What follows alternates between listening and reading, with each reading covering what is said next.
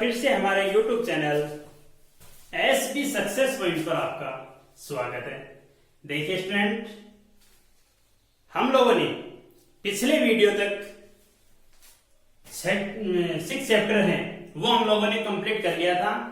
तो आज हम नया चैप्टर शुरू करने जा रहे हैं और वो चैप्टर आपका 7 नंबर चैप्टर विद्युत धारा के चुंबकीय प्रभाव। ठीक है, तो देखिए विद्युत धारा के चुंबकीय प्रभाव है। जैसे अपन बात करें, हम लोग फर्स्ट चैप्टर में केवल हम लोगों ने पढ़ा था इलेक्ट्रिक फील्ड के बारे में, और जो चीजें वहां पर पढ़ी थी हम लोगों ने इलेक्ट्रिक फील्ड में, वो ही चीजें यहां पर पढ़ने वाले हैं कि फर्क कितना सा है। वहां पर इलेक्ट्रिक फील्ड था और यहां पर है मैग्नेटिक फील्ड। ठीक है, जो रेगुलर स्टूडेंट हैं वो तो उन्होंने फर्स्ट चैप्टर पढ़ लिया, और जो अपने चैनल के माध्यम से चल रहे हैं उनके लिए भी इस चैप्टर के बाद अपन फर्स्ट चैप्टर को करने वाले हैं। ठीक है ना, तो बात है कि ऐसे पहले ये चैप्टर करें अपन या पहले फर्स्ट चैप्टर करें। ठीक है ना, दोनों में समानता ही है। तो पहले पढ़ते अपन मैग्नेटिक फील्ड के बारे में, यानी विद्युत धारा के चुंबकीय प्रभाव। तो आइए स्टूडेंट, वैसे आप साधारण जानते भी हो कि चुंबक है, चुंबक के क्या गुण होते हैं, चुंबकीय क्षेत्र कैसे उत्पन्न होता है, इन सब बातों के बारे में आप जानते भी हो। तो आज इस चैप्टर की अपन बात करें तो इस चैप्टर में अपने पास सबसे पहले आता है ओरस्टेड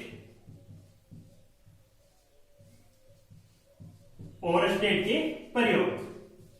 ठीक है, देखो ओरस्टेड के प्रयोग, ओरस्टेड साइंटिस्ट है जिसने प्रयोग के माध्यम से क्या बताया था कि मैग्नेटिक फील्ड है वो उत्पन्न कैसे होता है, और उत्पन्न होता उसकी दिशा कैसे होती है, उस चीज के लिए ओरस्टेड ने क्या किए थे, प्रयोग किए थे। और ओरस्टेड ने मुख्यतः 3 प्रयोग किए थे। तीनों प्रयोग कौन कौन से हैं देखो।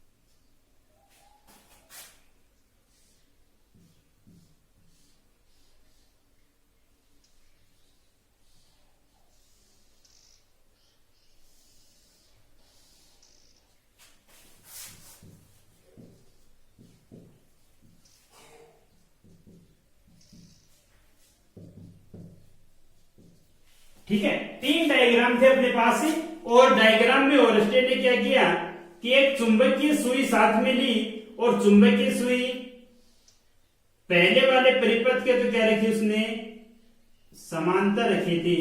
दूसरे परिपथ के लिए देखो मैग्नेटिक सुई है, वो चुंबकीय सुई उसने केवल इस तार के पास, जो एक भी तार है इस तार के पास रखी थी।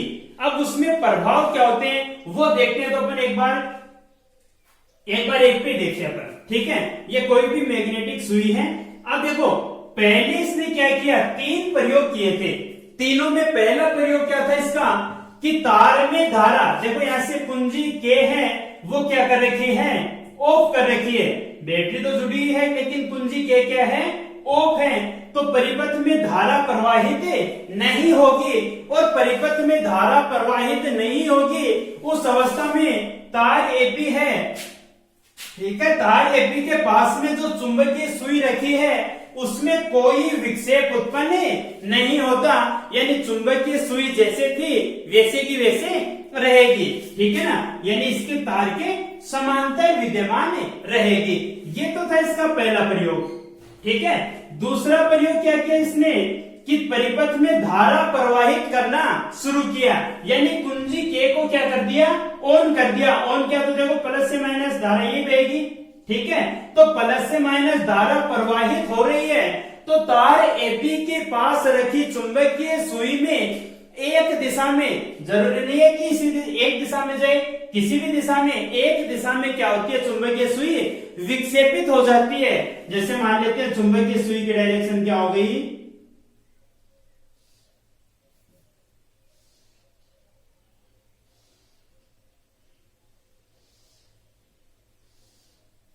ठीक है, चुंबकीय सुई अपनी समांतर स्थिति से क्या हो गई, विक्षेपित हो गई। ठीक है, तीसरी स्थिति इसने क्या की, तीसरी स्थिति में क्या करती, केवल धारा की दिशा को क्या किया, चेंज किया। इसमें धारा की दिशा कौन सी थी, ए से बी की ओर, अब इसमें धारा की दिशा क्या कर दी इसने, बी से ए की ओर। तो केवल धारा की दिशा चेंज की, तो धारा की दिशा चेंज करते ही क्या हुआ, चुंबकीय सुई इस अकॉर्डिंग विक्षेपित हुई थी, इसका विक्षेप क्या हो जाएगा, जस्ट इसका उल्टा, यानी विक्षेप चुंबकीय सुई का कैसे प्राप्त हुआ,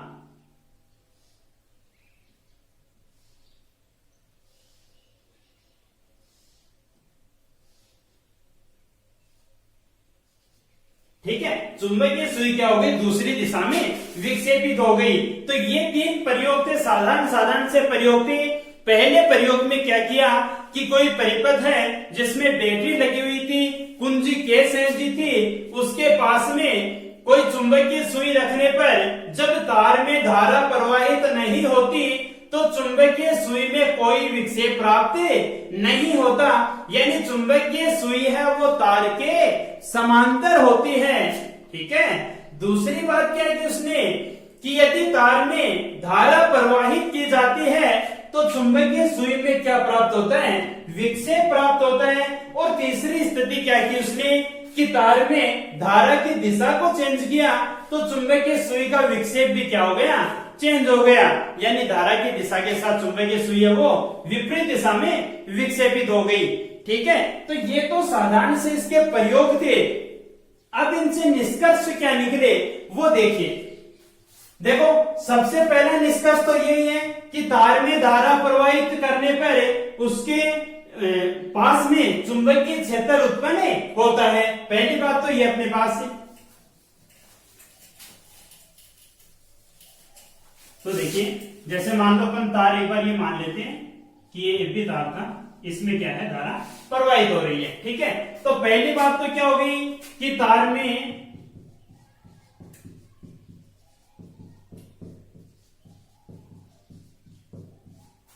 धारा प्रवाहित करने पर तार के पास चुंबकीय क्षेत्र उत्पन्न होता है। पहला निष्कर्ष तो ये हो गया कि तार में धारा प्रवाहित करेंगे तो तार के पास में चुंबकीय क्षेत्र उत्पन्न होगा। दूसरी बात, चुंबकीय क्षेत्र है वो तार के पास में ही नहीं होके कहां होता है, पास में। देखो, इधर भी हो सकता है, इधर भी हो सकता है, ठीक है ना, दोनों तरफ भी होगा तार के पास में। तो ध्यान रखना, दूसरा निष्कर्ष क्या निकला कि तार के ऊपर और नीचे चुंबकीय क्षेत्र की दिशा क्या होती है, विपरीत होती है। एक दूसरे के क्या होगी, विपरीत होती है। दो बातें हो गई। अब देखो दूसरी बात, साधारण सी बात की हमें क्या पता लगा कि चुंबकीय क्षेत्र की दिशा विपरीत होती है। तो इसके लिए अपन आगे चैप्टर में एक नियम पढ़ेंगे जो चुंबकीय क्षेत्र का निर्धारण करता है, उसकी दिशा को निर्धारित करता है। थोड़ा सा मैं उसके बारे में बता देता हूं कि चुंबकीय क्षेत्र की दिशा निर्धारित करने के लिए अपन दाएं हाथ का नियम पढ़ते हैं। और दाएं हाथ का नियम क्या कहता है कि धारा की दिशा में, मान लेते मार्कर में अपने पास धारा यहां से यहां पे नीचे से ऊपर की ओर प्रवाहित हो रही है, तो धारा की दिशा में अंगूठा, धारा की दिशा में अंगूठा, या फिर ऐसा भी कह सकते हैं कि तार में धारा प्रवाहित है, उस तार को इस अकॉर्डिंग पकड़े कि अंगूठा है वो धारा की दिशा को निरूपित करे। तो मुड़ी हुई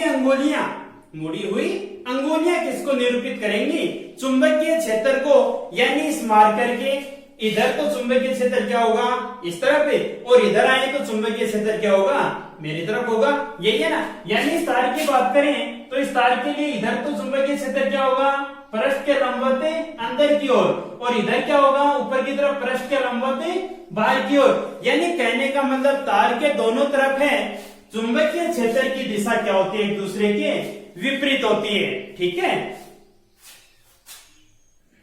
और कोई निष्कर्ष है क्या? तीसरा अपने पास, जैसे मान लो कि तार में यदि अपन ऐसा कहें कि तार में धारा का मान बढ़ाते जाएं, धारा का मान बढ़ाते जाएं या कम करते जाएं, तो धारा का मान जो जो बढ़ाएंगे अपन, चुंबकीय क्षेत्र के मान में भी क्या होती जाएगी, वृद्धि होती जाएगी। और धारा के मान में कमी करेंगे तो चुंबकीय क्षेत्र के मान में भी कमी होगी। यानी ऐसा कह सकते हैं कि प्रवाही धारा है वो चुंबकीय क्षेत्र की प्रबलता, चुंबकीय क्षेत्र की प्रबलता के क्या कह सकते हैं, समानुपाती। कि धारा का मान बढ़ाएंगे तो चुंबकीय क्षेत्र की प्रबलता भी क्या होती जाएगी, बढ़ती जाएगी। कम करेंगे तो चुंबकीय क्षेत्र की प्रबलता भी क्या होती जाएगी, कम होती जाएगी। चौथी बात अपन ये कह सकते हैं ना, देखो तार में जब अपन ने धारा प्रवाहित की तो एक तो तार के पास वाले बिंदु पे देखें और एक तार से दूर वाले बिंदु पे देखें, तो तार के पास चुंबकीय क्षेत्र का प्रभाव ज्यादा रहेगा, है कि नहीं। तो ऐसा भी कह सकते हैं कि तार से दूरी पर स्थित बिंदु, यानी तार से जितनी दूरी पर बिंदु स्थित होंगे उन पर प्रबलता का मान क्या होता जाएगा, कम होता जाएगा। यानी जो पास में होगी उस पर चुंबकीय क्षेत्र की प्रबलता ज्यादा होगी और दूर जाते जाएंगे तो चुंबकीय क्षेत्र की प्रबलता में क्या आएगी, कमी आएगी।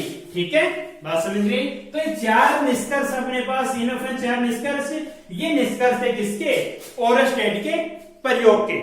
ठीक है, साधारण सी बात की थी ओरस्टेड ने, तीनों प्रयोग हो गए और तीनों प्रयोगों के जो निष्कर्ष अपने पास मिले थे वो निष्कर्ष हो गए अपने। ठीक है, ये तो साधारण सा ओरस्टेड का प्रयोग था। अब हम बात करते हैं अपने मुख्य पॉइंट पर, मेन बिंदु पर, और वो मेन बिंदु क्या है, मेन बिंदु अपने पास है चुंबकीय क्षेत्र।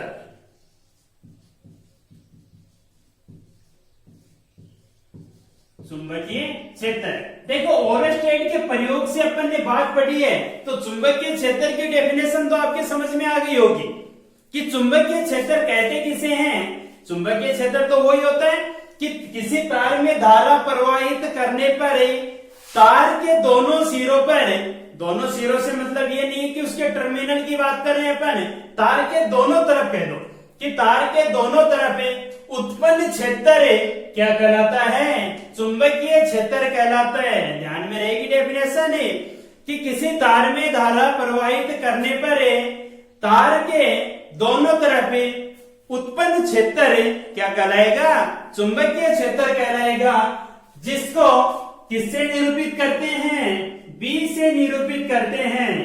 किससे, बी से, चुंबकीय क्षेत्र को बी से निरूपित किया जाता है। बात करें इसके लिए चुंबकीय क्षेत्र कि चुंबकीय क्षेत्र कौन सी राशि होती है, सदिश राशियां होती है कि अदिश राशि होती है। तो आपको पता है विद्युत क्षेत्र में आपने पढ़ा था कि विद्युत क्षेत्र कौन सी राशि होती है, विद्युत क्षेत्र सदिश राशि होती है।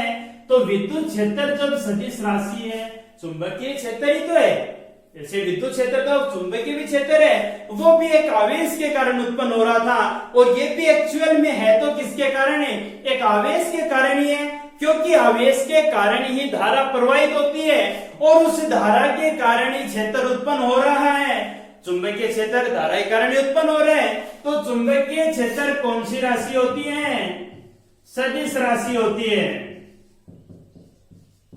कौन सी राशि, सदिश राशि। सदिश राशि के बारे में आपको पता ही है, 2-3 बार पहले भी अपनी बात आ चुकी है, सदिश राशि कौन सी राशि होती है। तो सदिश राशियों का आपको पता भी है, और किसी को नहीं पता हो तो सदिश राशि कौन सी होती है, जिनको व्यक्त करने के लिए परिमाण व दिशा दोनों की आवश्यकता होती है। कौन सी राशियां कहलाती हैं, सदिश राशियां कहलाती हैं। ठीक है, दूसरी बात आती है कि चुंबकीय क्षेत्र का मात्रक क्या होता है। चुंबकीय क्षेत्र का मात्रक क्या होता है, याद रखना, मात्रक, मात्रक क्या होता है इसका, टेस्ला। क्या होता है, टेस्ला, जिसको किससे इंडिकेट करते हैं, टी से इंडिकेट करते हैं। बात समझ में आई। चुंबकीय क्षेत्र क्या होता है, चुंबकीय क्षेत्र कौन सी राशि होती है, सदिश राशि, और चुंबकीय क्षेत्र का मात्रक क्या होता है, टेस्ला होता है। ठीक है, अब जैसे मान लो देखो आपने विद्युत क्षेत्र पढ़ा था, विद्युत क्षेत्र क्या था अपने पास, F इक्वल्स QE, यही था, यानी E इक्वल्स में कितना था, F अपॉन Q, ये बना था, ठीक है। वैसे ही हाँ, F इक्वल्स में कितना था, QE, और इक्वल्स में है भाई Q, ये वहां था विद्युत बल। वैसे यहां पर भी बल बनता है इसके लिए, और वो बल अपन पढ़ने के बाद इसकी विमा है वो क्या बनते हैं, वो बल के साथ ही आपको बता देता हूं, ठीक है ना। तो इसकी विमा की बात करेंगे अपन नेक्स्ट पॉइंट में, बल के साथ ही आप मात्रक ध्यान में रखना, टेस्ला। और टेस्ला तो इसका एमकेएस या ऐसा ही मात्रक इसे कह सकते हैं। इसके अलावा एमकेएस में भी, जैसे मान लो देखो विद्युत क्षेत्र है, विद्युत क्षेत्र का मात्रक ये भी लिख सकते हैं अपन, न्यूटन पर कूलम, कह सकते हो ना, न्यूटन पर कूलम, या फिर न्यूटन पर एम्पियर सेकंड भी तो कह सकते हो, क्योंकि क्यू को अपन क्या कह सकते हैं, I equals Q by T, तो क्यू इक्वल्स में आई टी भी होता है, यानी एम्पियर सेकंड भी हो सकता है, तो न्यूटन पर कूलम भी हो सकता था, न्यूटन पर एम्पियर सेकंड, ये इसका नहीं है, ये बात है विद्युत क्षेत्र की, ठीक है ना। जो अपन चैप्टर पढ़ेंगे उस टाइम अच्छे से क्लियर करेंगे इनको, और दोनों में रिलेशन रिलेट कर करके मैं आपको बता दूंगा, ठीक है। अब देखिए विमा की बात करें, इसकी बल की बात करें पहले। चुंबकीय बल, चुंबकीय बल क्या होता है, देखो जैसे मान लो अपन बात करें किसी भी चुंबकीय क्षेत्र की, तो एक बात तो आप ध्यान रखना छोटी सी, कि अपने पास चुंबकीय क्षेत्र की कितनी दिशाएं होती हैं, दो दिशाएं होती हैं, ठीक है। एक तो क्या होता है, पृष्ठ के लंबवत बाहर की ओर हो जाएगा, जैसे मान लो कोई तार ये था, तो इसके लिए धारा ये प्रवाहित हो रही है, तो चुंबकीय क्षेत्र एक तो पृष्ठ के लंबवत बाहर की ओर, और एक क्या होगा, जैसे मान लो धारा की दिशा में अंगूठा और अंगुलियां किसको व्यक्त करेंगी, चुंबकीय क्षेत्र, तो अंगुलियां किस तरफ मुड़ रही हैं, अंदर की तरफ है, तो एक तो डायरेक्शन कौन सी हो जाएगी, पृष्ठ के लंबवत अंदर की ओर, और दूसरी यदि मान लो इस अकॉर्डिंग देखें तो ऊपर कौन सी हो जाएगी, पृष्ठ के लंबवत बाहर की ओर, यानी दो डायरेक्शन अपने पास बनती हैं। तो दोनों को अपन एक पृष्ठ पे निर्धारित इंडिकेट करना चाहें तो वो किस अकॉर्डिंग कर सकते हैं, ध्यान रखना कि यदि पृष्ठ के लंबवत अंदर की ओर है तो उसको अपन इस फॉर्म में दर्शाते हैं, क्रॉस के द्वारा दर्शाते हैं, जिससे आपको पता लगना चाहिए कि चुंबकीय क्षेत्र है वो क्या है, पृष्ठ के लंबवत अंदर की ओर है, ठीक है। यदि अपन पृष्ठ के बाहर की ओर दर्शाएं, तो पृष्ठ के बाहर की ओर दर्शाएं तो उसको अपन इंडिकेट करते हैं इस फॉर्म में, ठीक है ना, यानी डॉटेड डॉट के द्वारा दर्शाया वो कौन सा हो गया, पृष्ठ के लंबवत बाहर की ओर, और क्रॉस के द्वारा दर्शा रहे हैं तो वो कौन सा होगा, पृष्ठ के लंबवत अंदर की ओर, ठीक है ना। तो ये ध्यान रखना है कि कब अंदर होगा कब बाहर होगा। अब देखिए जैसे मान लो अपन इसी की बात कर लेते हैं कि अपने पास कोई चुंबकीय क्षेत्र है, ठीक है, और इसमें कोई भी आवेश मान लिया अपन ने क्यों है, कोई आवेश क्यों है, वो v वेग से क्या हो रहा है, चुंबकीय क्षेत्र में इंटर हो रहा है, वेग कितना है v, और चुंबकीय क्षेत्र का मान कितना है, v है। ध्यान रहेगा कि कोई आवेश क्यों है, वो v वेग से चुंबकीय क्षेत्र B में क्या हो रहा है, इंटर हो रहा है, प्रवेश कर रहा है, तो इस आवेश पर लगने वाला बल वही क्या कहलाता है, चुंबकीय बल, क्योंकि चुंबकीय क्षेत्र में आ रहा है, तो इस आवेश पर लगने वाला बल कितना होगा, F, m से दर्शा दें, F मैग्नेटिक फोर्स कितना हो जाएगा, QVB साइन थीटा, कितना होगा, QVB साइन थीटा। कई बार एग्जाम में क्वेश्चन पूछता है, बोर्ड की एग्जाम में भी क्वेश्चन पूछता है, और कंपटीशन एग्जाम में भी क्वेश्चन पूछता है कि कोई आवेश, बोर्ड के एग्जाम में 2017 में, 16 में और 18 में आया था कि कोई आवेश क्यों है, v वेग से चुंबकीय क्षेत्र में गतिशील है या प्रवेश कर रहा है, तो उस पर लगने वाले बल का मान कितना होगा, 1 नंबर का क्वेश्चन पूछा गया था, ठीक है ना। तो बल का मान कितना होगा, Fm इक्वल्स में QVB साइन थीटा, ठीक है, बात ध्यान में रहेगी। अब देखिए यहां से मैं ऐसा लिखूं इसको, यदि आपको ऐसा पूछ ले कि इसका सदिश रूप क्या होगा, तो इसका सदिश रूप क्या बनेगा, Fm वेक्टर बल है, बल एक सदिश राशि होती है, इक्वल्स में क्या लिखोगे, देखो क्यों, इनमें देखो आवेश क्या होता है कि अदिश राशि, तो क्यों को तो बाहर रख दिया, ठीक है। v है वेग, वेग कैसी राशि है, सदिश राशि होती है, और b कौन सी राशि होती है, चुंबकीय क्षेत्र भी सदिश है, तो दोनों के बीच में क्रॉस प्रोडक्ट कर दो, v और b में क्रॉस प्रोडक्ट का दर्शा दो, और आपको पता है कि क्रॉस प्रोडक्ट को अपन लिखते हैं, जैसे मान लो ये लिखा अपने पास से v vector cross b vector है, तो इसको कैसे लिखेंगे अपन, v साइन थीटा, क्रॉस को हटाएंगे तो क्या आएगा, साइन थीटा आएगा, तो ये साइन थीटा कहां कन्वर्ट हो गया, क्रॉस में, ये क्या हो जाएगा, इसका सदिश रूप हो जाएगा, ठीक है। ये तो बात हो गई बल की। अब आपसे पूछ ले कि बल का मात्रक क्या होगा, तो बल का मात्रक तो आपको पता ही है क्या होना है, न्यूटन ही है। ये जरूरी नहीं है कि ये कह दो कि चुंबकीय बल है तो चुंबकीय बल का अलग से कोई मात्रक होगा, नहीं होगा, मात्रक तो वही रहना बल का, कितना, न्यूटन। अब देखिए यहां से अपन चुंबकीय क्षेत्र का दूसरा मात्रक निकाल सकते हैं, और वो चुंबकीय क्षेत्र का मात्रक देखो क्या हो जाएगा, यहां से मैं ऐसा लिखूं, देखो F इक्वल्स में Q V B sine theta है अपने पास, ठीक है। अपने को b का मात्रक चाहिए, तो b इक्वल्स में कितना बनेगा, F by Q V sine theta बन जाएगा। और आपको पता है b इक्वल्स में F का मात्रक तो क्या होता है, न्यूटन, या फिर F का मात्रक क्या होता है, किलोग्राम में मीटर पर सेकंड स्क्वायर, यही होता है किलोग्राम मीटर पर सेकंड स्क्वायर। और आवेश का कितना होता है, एम्पियर सेकंड, यानी एम्पियर और साथ में सेकंड, ठीक है। और v आपको पता है v का मात्रक क्या होता है, मीटर पर सेकंड, वेग ही तो है, तो कितना हो जाएगा, मीटर और प्रति सेकंड यानी सेकंड ऊपर चला जाएगा।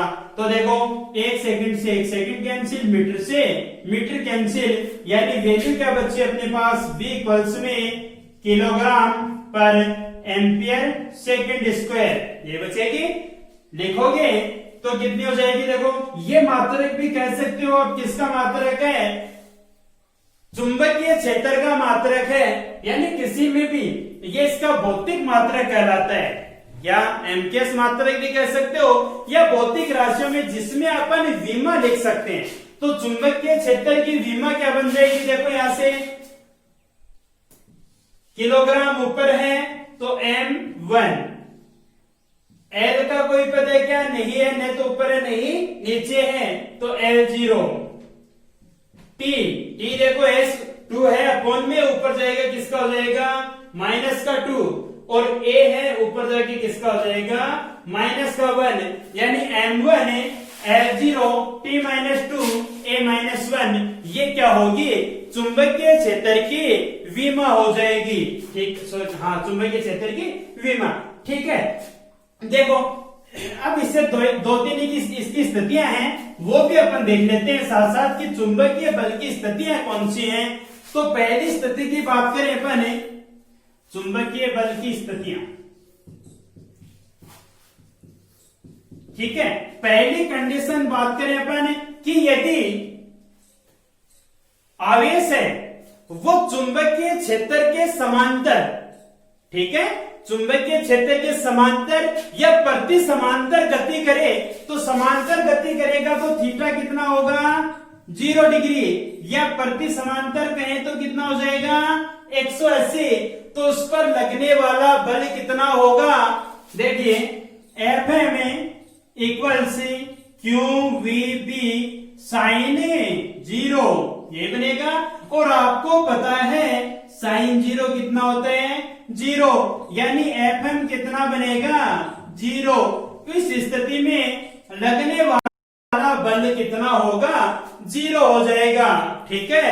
यानी कहने का मतलब यही है कि बल उस पर कोई कार्य नहीं करेगा, तो आवेश है वो एक रेखीय पथ में क्या करेगा, गति करेगा। स्थितियां अच्छी हैं, एग्जाम की दृष्टि से इंपॉर्टेंट भी हैं। क्या करेगा? रेखीय पथ में या सरल रेखीय पथ में गति करेगा। दूसरी स्थिति अपन ये कह सकते हैं कि थीटा यानी आवेश है वो 90 डिग्री उसके लंबवत है। कितने? कि चुंबकीय क्षेत्र के लंबवत क्या करे? प्रवेश करे, तो उस पर बल कितना लगेगा, यानी थीटा कितना हो गया? 90 डिग्री। तो एफएम कितना बनेगा? QVB और साइन 90। साइन 90 की वैल्यू आप जानते हो कितनी होती है? 1 होती है। तो कितना हो जाएगा? एफएम इक्वल्स में QVB, यानी एफएम क्या होगा? मैक्सिमम होगा। और इस स्थिति में पिंड पर लगने वाला बल क्या होगा? मैक्सिमम। और आवेश वो कैसी गति करेगा? वर्तीय गति करेगा। ठीक है, कौन सी गति करेगा? वर्तीय गति। तीसरी ये कहते हैं अपन कि यदि आवेश वो चुंबकीय क्षेत्र में स्थिर है, यानी रुका हुआ है, ठीक है, तो रुकेगा तो उसका v क्या होगा? वेग 0। और वेग 0 होगा तो उसके लिए एफएम भी क्या होगा? 0 होगा। तो ये 3 स्थितियां अपने पास है, तो ध्यान रखना इनको। ठीक है, एक स्थिति रेखीय पथ में जब थीटा 0 होगा तो आवेश रेखीय पथ में गति करेगा, और दूसरी स्थिति यदि थीटा 90 है तो आवेश वर्तीय पथ में गति करेगा, और तीसरी यदि आवेश स्थिर है तो उसके लिए भी बल क्या होगा? 0 होगा। बहुत आज के लिए धन्यवाद।